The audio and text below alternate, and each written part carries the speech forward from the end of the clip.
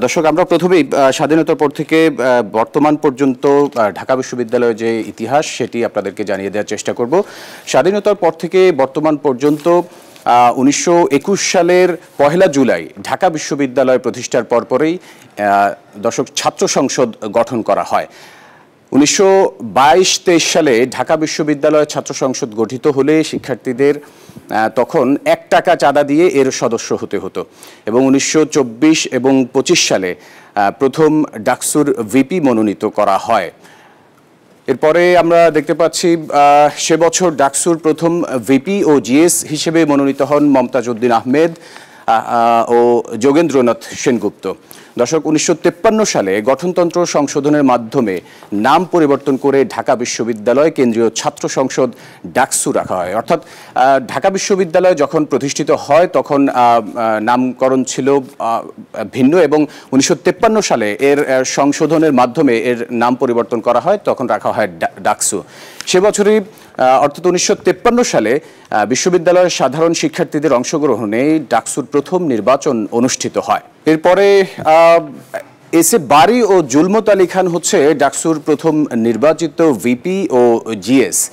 1923 সালে প্রতিষ্ঠার পর এখন পর্যন্ত 37 বার ডাকসু নির্বাচন হয়েছে। দর্শক, ঢাকা বিশ্ববিদ্যালয় প্রতিষ্ঠার পর থেকে এখন পর্যন্ত সর্বমোট 37 বার এই নির্বাচন অনুষ্ঠিত হয়েছে। দর্শক, স্বাধীনতার পর থেকে এখন পর্যন্ত ডাকসু নির্বাচন হয়েছে 7 বার। এই 7 বার এই নির্বাচনে কারা কারা ভিপি এবং জিএস পদে নির্বাচিত হয়েছেন সেটি আপনাদেরকে জানিয়ে দেওয়ার চেষ্টা করব।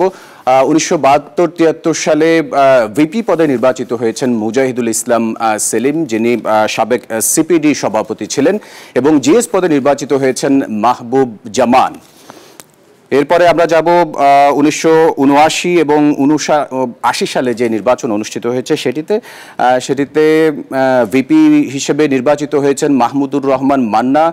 দর্শক, মাহমুদুর রহমান মান্না নাগরিক ঐক্যের সভাপতি হিসেবে আছেন এবং জিএস পদে নির্বাচিত হয়েছেন আখতারুজ্জামান।